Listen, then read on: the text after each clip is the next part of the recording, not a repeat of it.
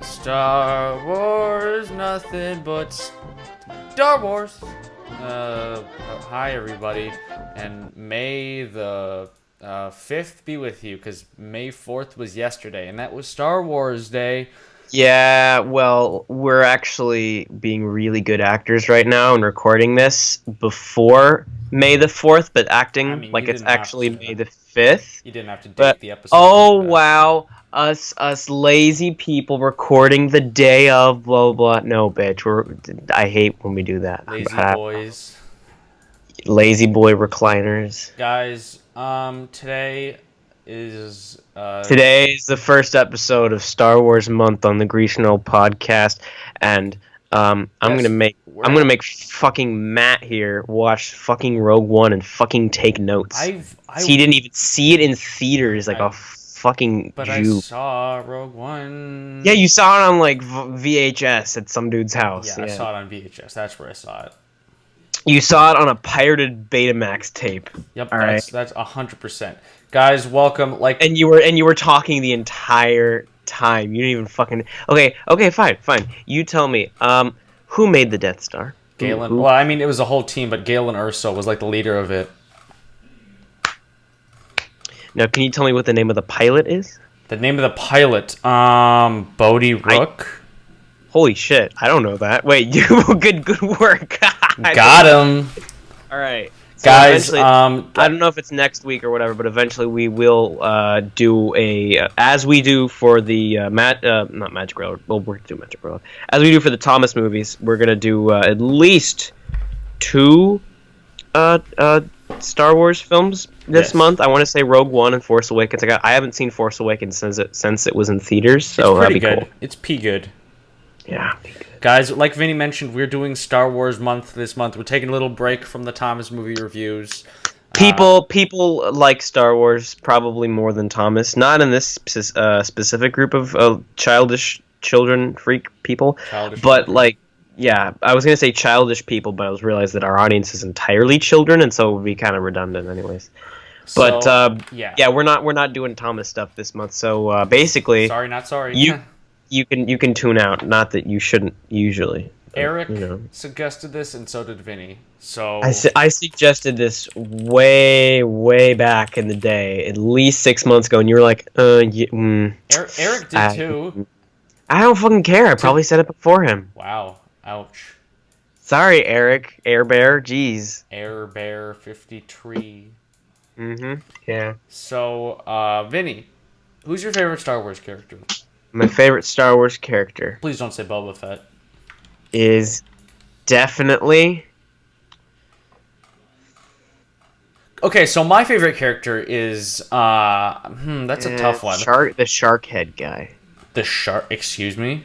The guy who's in Mos Eisley Cantina in the first Star Wars film, and by the first, I don't want to. I guess it's A New Hope, sure. But it's Star Wars. It's the first Star Wars movie. It's the first Star Wars, and my favorite Star Wars character he looks like a hammerhead shark, kinda. He's like a brown hammerhead shark, and he's in the cantina, and he's just sort of looking around and blinking and shit. And I like the Wolfman a lot too, but they got rid of the Wolfman. According to Wikipedia. Which is a fantastic source, guys. Today's episode is sponsored by Wikipedia. If you go to Wikipedia and search in the search bar GAOP, nothing will come up, but you can get some sort of. They'll give you some sort of thing. We'll get some sort of self-entitlement thinking that we were sponsored by some online encyclopedia for nerds, but according to Wikipedia, I'm one of those nerds. According to Wikipedia, his name is Moma Naden. The Hammerhead guy. Moma Naden, also known as Hammerhead, was a male Ithorian who was exiled from his homeworld of Ithor as punishment for revealing the agricultural secrets of his species to the Galactic Empire. He spent his exile on Tatooine and sympathized with the Alliance to restore the Republic during the Galactic Civil War. There is like a full page dedicated to the guy that appeared for 2 seconds in Star Wars A New Hope. That's the funny thing is that that's one of the things that I do not envy in the Star, because I'm a big Star Wars fan, but I'm not. I'm a devout Thomas fan. This Always shit will. is so in depth. And no, that's the thing, is that Audrey was really the only person that would come up with random backstories for old Sudrian kings and whatever. That's the thing, is no one is out there trying to make, a bunch of backstories for Molly and making it canon, or fucking, Mighty Mac or whatever. People in the Star Wars fandom make backstories for every single weapon, every single item of clothing, every single character, and most of the time they make up characters that aren't even in the films. That's the one thing I can firmly. They're in the comic books or whatever. I can pride myself in saying that, at least no one is out there trying to say, well, the Troublesome Drugs, they need this backstory. Can we make this canon? Can we make the Troublesome Drugs story canon, Mr. McHugh, Mr. Brenner? There's an article on Wikipedia about Tarkin's teeth. No way. Okay, fuck, I'm looking this up now. Tarkin's teeth. Oh, it's an area. Is it bad that for a second... There's the Tarkin system. There's a Tarkinian Nightflower. Is it bad that for a second I really thought there was an article just about Grand Moff Tarkin's teeth? It's not far-fetched, dude. It's really not. Speaking of which, I like Grand Moff Tarkin. He's a cool character. Okay, so today is just going to be us talking about random Star Wars stuff, so just keep that in mind. There's not going to be really an overarching... Nope. Arching, whatever it is, theme. There sure here. Isn't. But what is your opinion on Rogue One, Grand Moff Tarkin, CG recreation of Peter Cushing? I don't think he looks as bad as everyone says he does. Thank you. There's like 2 or 3 shots where it's like, yeah, you kind of look like Woody from Toy Story, he looks kind of dodgy in a few scenes, but I don't. But the majority of the time, it's like, I'd say 3 out of 4 times, it's like, that's pretty good. I mean, sure, it's a little distracting, and it is obvious that he's CGI.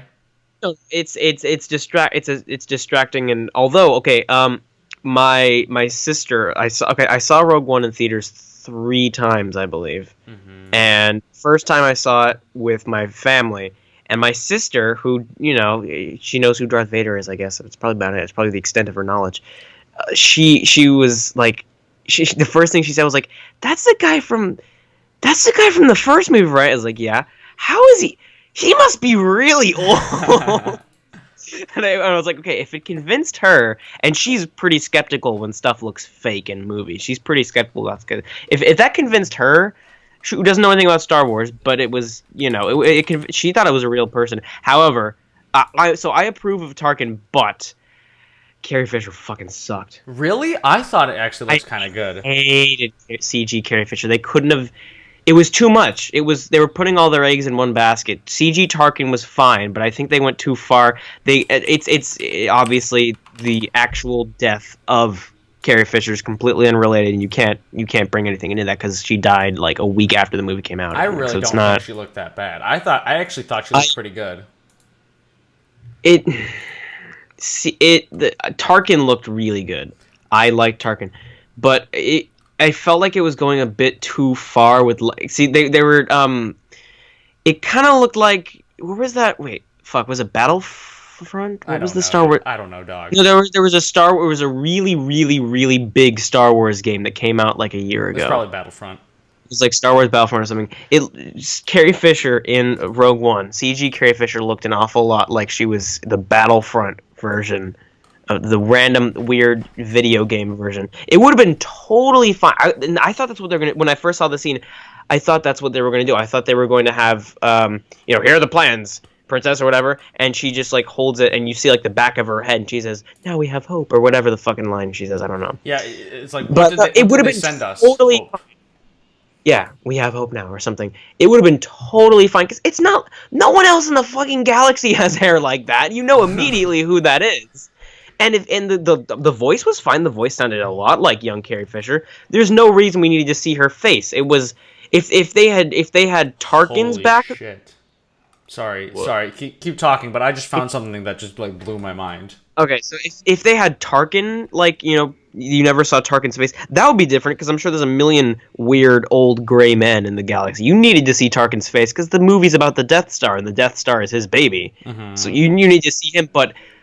it felt really lazy and tacked on. And I know for a fact that the whole ending with like connecting it all directly up to the beginning of the first Star Wars film, I know for a fact that was all part of the reshoots and rewrites. That was not Yeah, in the the Darth version. Vader scene wasn't originally in the movie. The Darth Vader scene was not in the But film. thank God they put it in. It's pretty cool, although it will never. I have to say, it will never. It's pretty good. It's amazing. It will never not irritate. So he uses he's cutting through people, and then he and, uses and he's he with uses Obi-Wan, and then they're just he like uses what? And then in A New Hope, he's fighting. Oh Obi-Wan, yeah, like just a week later. Yeah. That's the reason I had a big argument with one of my friends about this one time. Was the lamest fight in all of Star Wars, other than the flippy video game jumps in the prequels. It's definitely the only fight that's in the first film with Obi-Wan and Darth, and it's not bad if you consider the fact that Obi-Wan hasn't done any Jedi-y things in like 30 years. Darth Vader, he's clearly toying with him. It's not this is the best I can do, look at me, I'm a Jedi, gaga, blah, blah, blah, blah. He's like... He literally just killed an entire squad of people a week ago. Yeah, that's what I'm saying, is the fact, well, not really, I'm not really what I'm saying, because I haven't, I made the argument before the Rogue One came out, but, what I'm getting at is the fact that if Vader wanted to, he could totally kill Obi-Wan in 2 seconds. He just, hello, my master, whatever... now I am the master and you are the blah blah, and he could have totally just, hey Obi-Wan, how's it going? Slice. He didn't. He's enjoying it because he hasn't seen this guy in 30 years, and he's like, oh shit, you're old and gross. Look at me, I'm all powerful now. Oh, you want to fight? You want to fight? Okay, fine. Little bing, bing, bing. That's nice. Wham! It's not this is the best I can do, old man. This is a real intense fight. Ooh. It's clearly not supposed to be that. He's toying with him, and that only helps when you see what he did a week earlier, when he's pulling guns from guys, and he's throwing them on the roof, and it's so cool. But my favorite... Sorry, go ahead. The only issue I have with it is the fact that he's... One of the super cool things that he does is pull the guns from the fighters using the Force, but he doesn't use the Force to get the plans from the dude in the door. It's because I just wrote that off, that he's just showing off. He's just doing his absolute best just to totally scare the piss out of these guys. He's with the expectation that I'm going to kill them all and then I'm going to get the plans. I'm going to scare the piss out of them, kill them, and then get the plans. See, that's good. I didn't think about that. Is that his arrogance basically just like overtook him? Probably. Because I mean, think about it. That's probably no. It was just pissing me off. I was like, just get it. I was rooting for Darth Vader like the entire time. Just go, get it, kill. Yes, kill those fuckers. Go.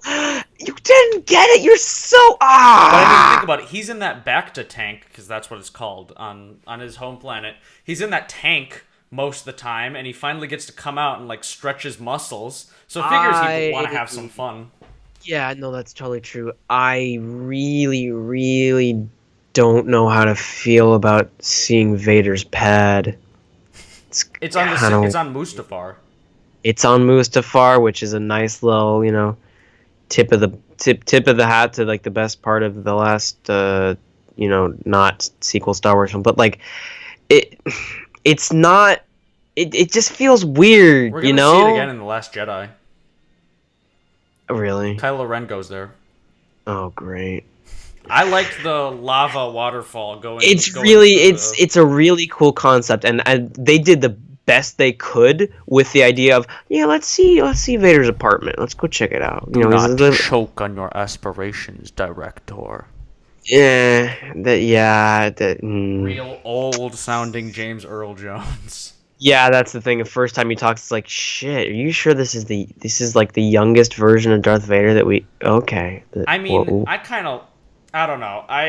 That pun was a little out of character for Vader, but I still kind of dug it. It was, yeah. I mean, again, he's not super. There aren't too many rebel things that have happened that have pissed him off yet. He's just sort of chilling out and like, he really is.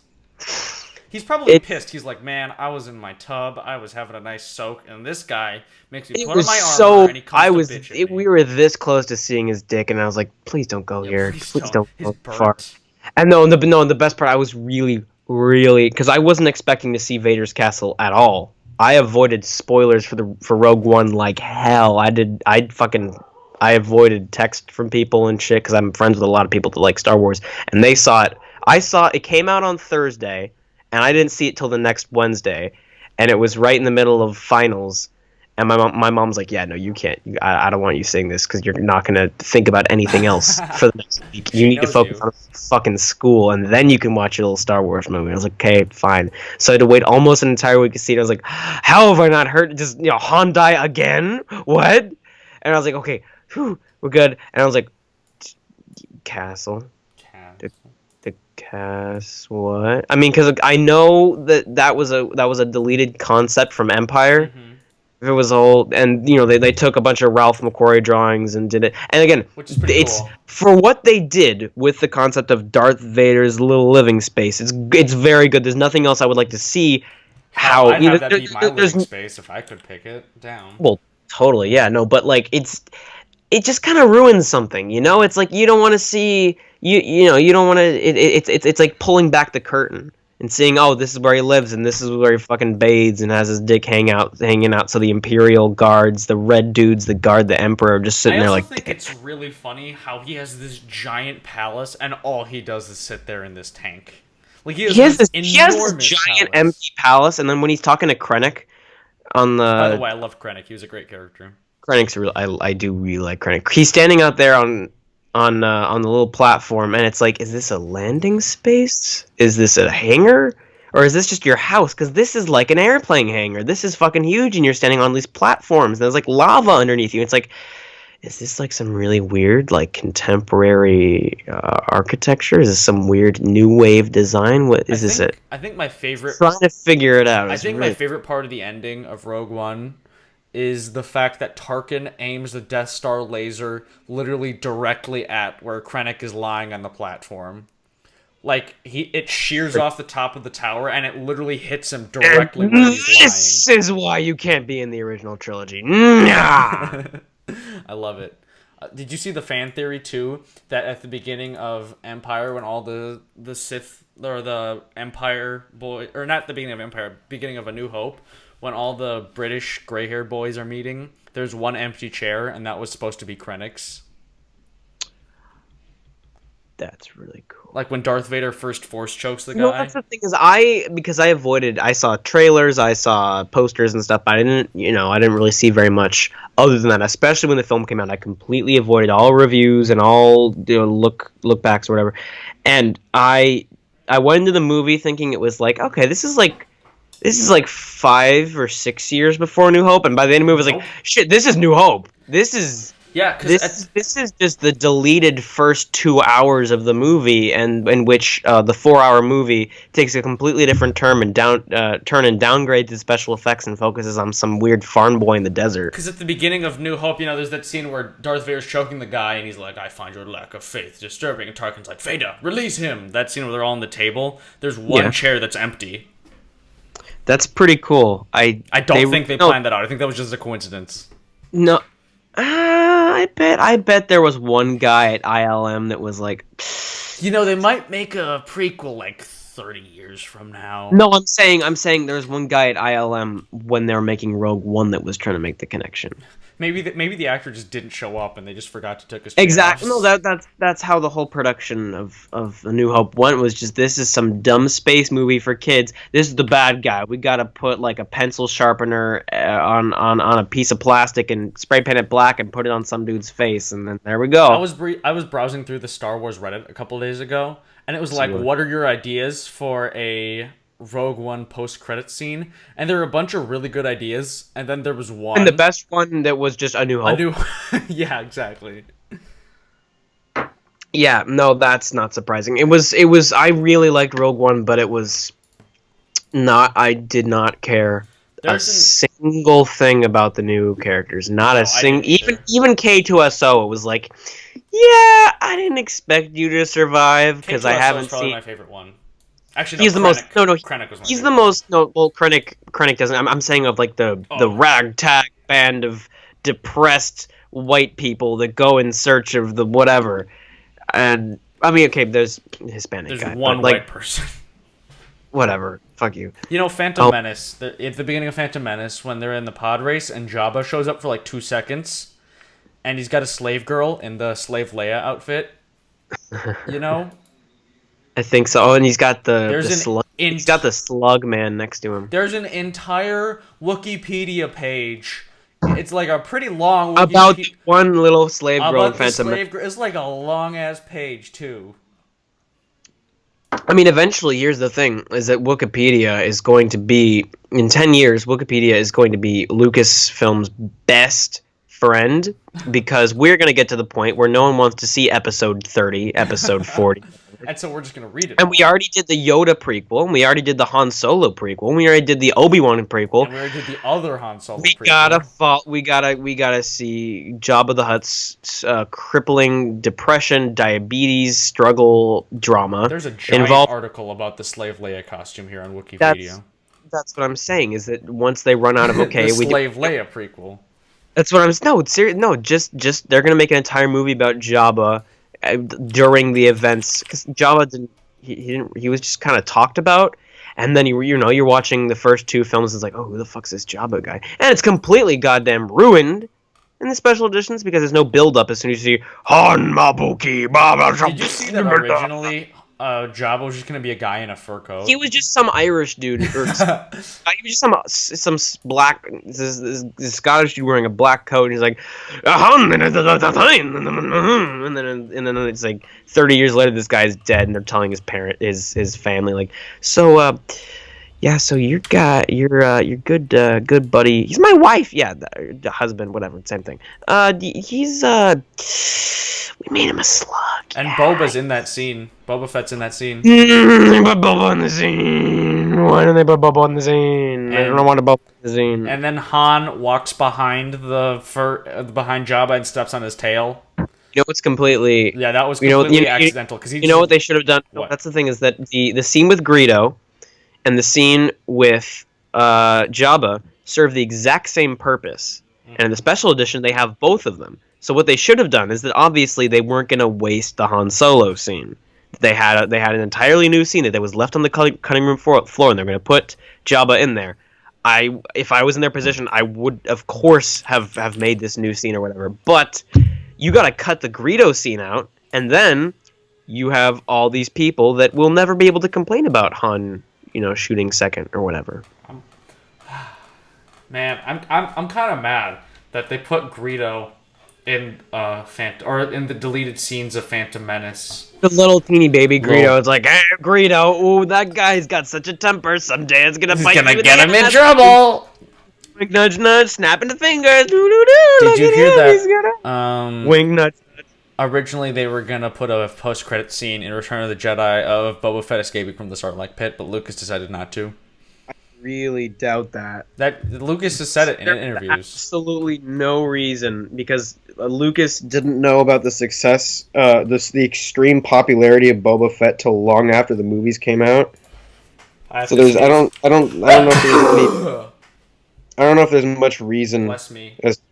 Thank me. I mean, even then, welcome. Lucas has lied on multiple occasions. Of course, the biggest example being that he had a 60 minutes interview in 2005 with the release of episode 3, and the old lady on 60 Minutes is like, will there ever be an episode 7? No, there is no episode 7. It will never happen. There's no story to be told. There's no director that I would let to hand over the reins to. There's absolutely there's no story potential here at all. And he'd already written. That's the thing. You look at interviews from the mid 80s when Star Wars is really big, and it's like, all right, so after this trilogy, we're gonna have a prequel trilogy and a sequel trilogy, and he's got 3 trilogies planned: the one he just made, the one he's going to make, and the one far in the future with the adventures of elderly Luke Skywalker and whatever.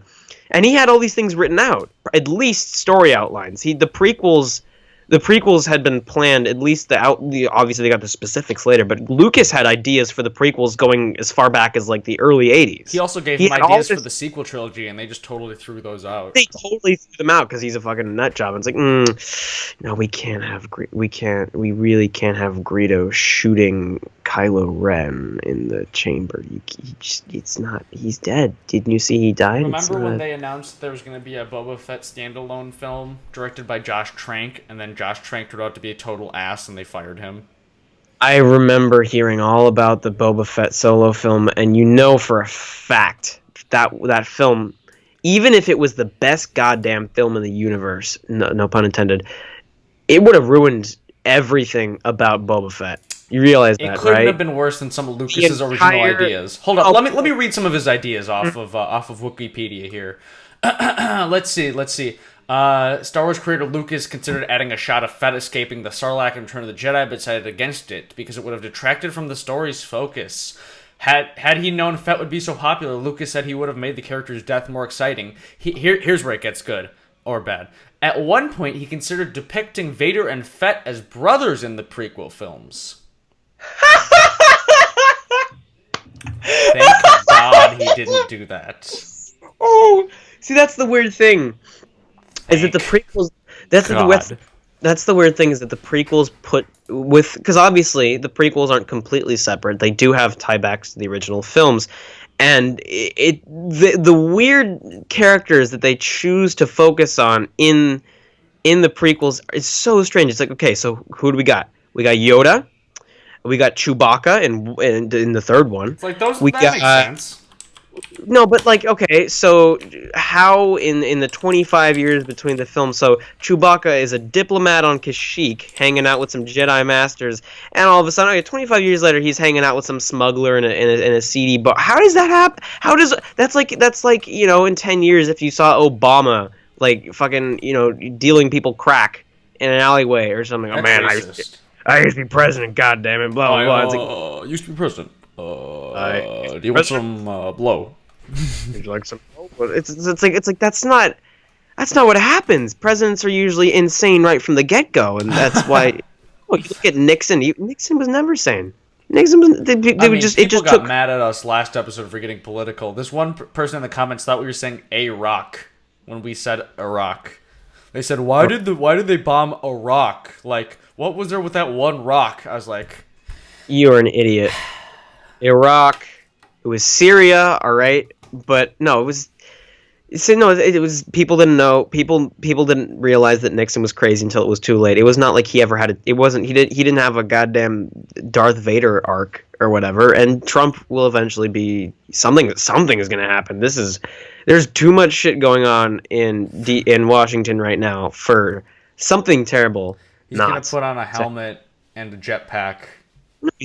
Someone is gonna throw acid in his face at a press conference, and he'll fucking Harvey Two-Face the shit out of everyone. I mean, his face already looks kind of melted. Would he be? His face looks melted. He'll get plastic surgery, but all of his fortunes will be burned in a horrible fire. And the surgeon's like, we can only pay for half of the plastic surgery. Three-face. So, no, what? I'm saying that the disgusting, horrible part of his face is the part that looks like now, and they can only reconstruct half his face. So like the normal half of his face is the part they reconstructed. Nice. You either live long enough to see yourself, or what was it? You either die president or live long enough to see yourself be impeached. No, that's not what he was saying. That's what Arnold Schwarzenegger was saying. You live long. Wait, fuck. You either die a governor or live long enough to see yourself knock up the mayor. You enter politics to fight off Donald Trump long enough, or you become Donald Trump on The Apprentice. Knock up the mayor. Totally roasts you on Twitter, and you quit, and now they're hiring like Alec Baldwin or something, which is really ironic. Yeah, they totally canceled The Apprentice. Yikes. No, they're not canceling it. They're getting another person. They just got rid of Arnold. Arnold. Wow. Yeah, Arnold will be such a goddamn good apprentice. I like the scene in Attack of the Clones where that's the best sentence I've ever heard. Boba Fett is holding his dad's helmet, and then I would have loved it even more if his dad's head would have fallen out. That and the scene in Jedi at the end when the Ewoks are playing on the Stormtrooper's helmet. I just want to see them like hit. They're using them as the helmets as drums. I just want to see like one of the severed heads like tumble out, and everyone starts screaming, and it's like well, it's kind of like the scene in Empire when Luke battles Vader, and then he falls to the ground. And you see his face, and it's like, oh, that's Luke. That's what he could become. Subtle foreshadowing. Hoo hoo hoo. Did you read there? Did you read about what happened to Jar Jar in one of the new canon Star Wars novels? I thought all the Star Wars novels were like uncanified. They were and the now whole they started extended advanced. All the extended stuff was made non-canon. Only recently did they start releasing quote canon stuff. So what happened was apparently not Jar Jar is now a homeless person. I'm serious now. Jar Jar is now a homeless person on the street. What do you mean by now? When is now? Like by the time of the rise of the Empire.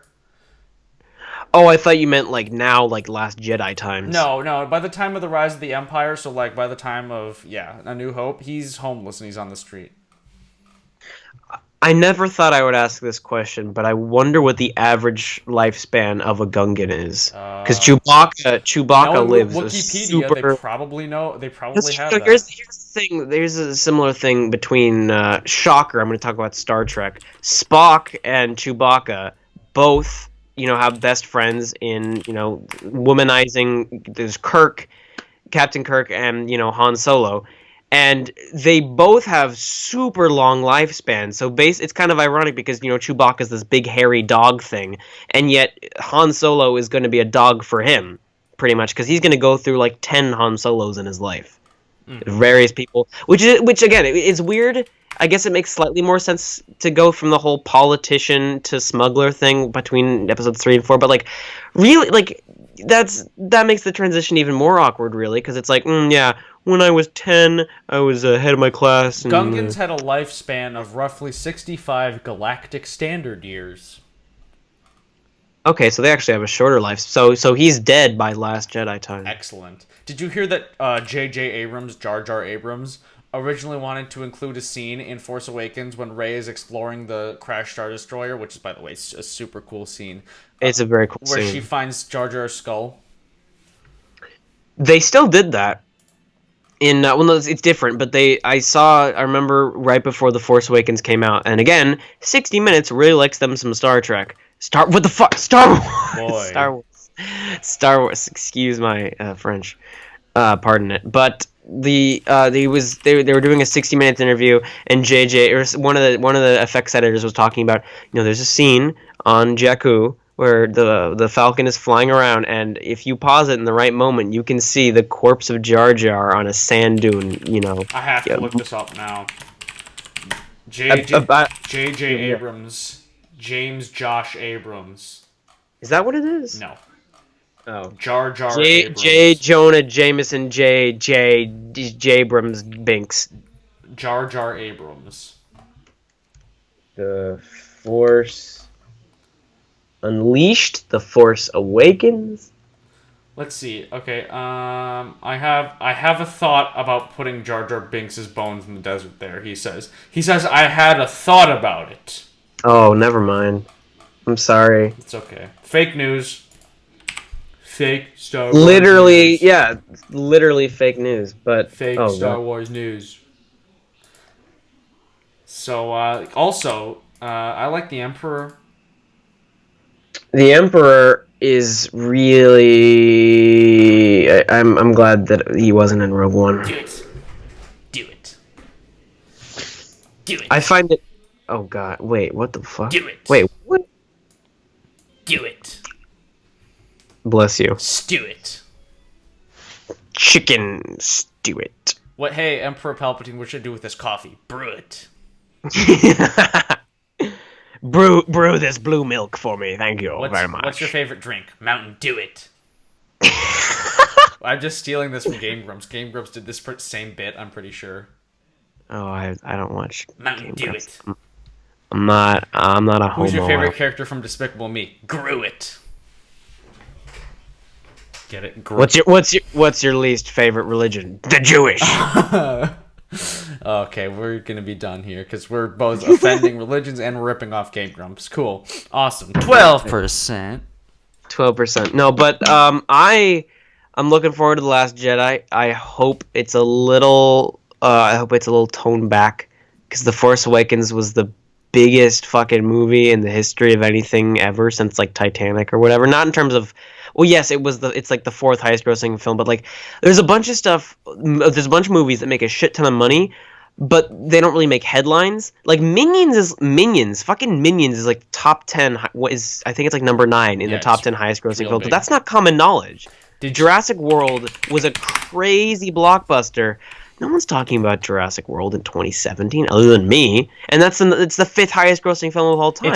No one fucking cares about. Minions is the 11th highest grossing film of all time. 11th. Okay, I was close, but it's up there. It's really close, and it's like, really, this is number 1 is Avatar. Number 2 is Titanic. Number 2 is Titanic. Number 3 is Force Awakens. Number 4 is Jurassic World. 4 is Jurassic World. 5 is Avengers. 6 is Furious 7. Are you serious? Furious 7 made a lot. I remember when Fast and Furious 7 came out. That made a lot of money. 7 is Age of Ultron. Yeah. 8 is Age Harry of Potter, Ultron. Deathly Hallows Part 2. 9 is Frozen. 10 is Iron Man 3. 11 is Minions. 12 is Civil War. 13 is Beauty and the Beast, the new one. Are you serious? Holy shit. Dude, that fucking thing made a lot of money. That was one of it. I'll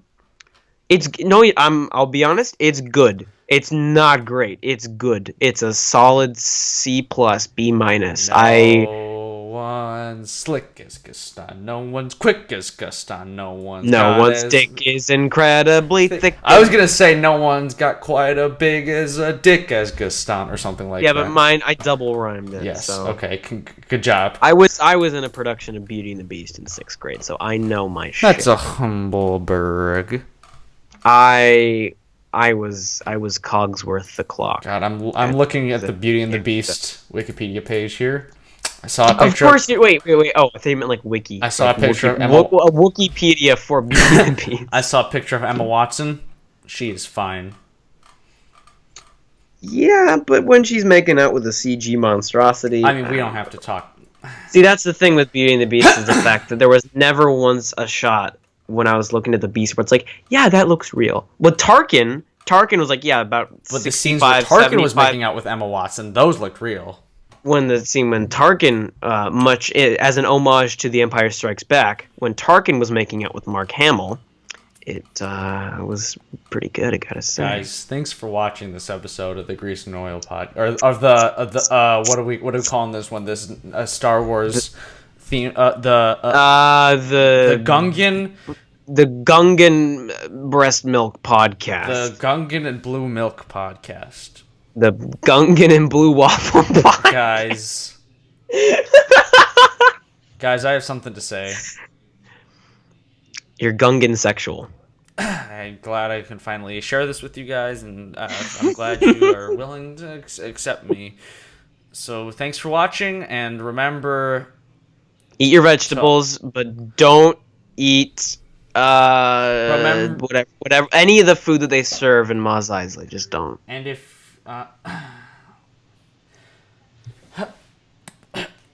what a great way to end it. Good job, Matt. What are you doing? And if you ever want to know how to get some good vegetables, just ask me and I'll tell you. Grew it. I hate you so much. That was awful. I was literally stalling for time trying to think of another pun there. That's what I was doing. Just stop. Guys, if you're ever wondering how what I did in my plane... Oh my god, end the goddamn episode, What I did in my plane, I flew it. Just die.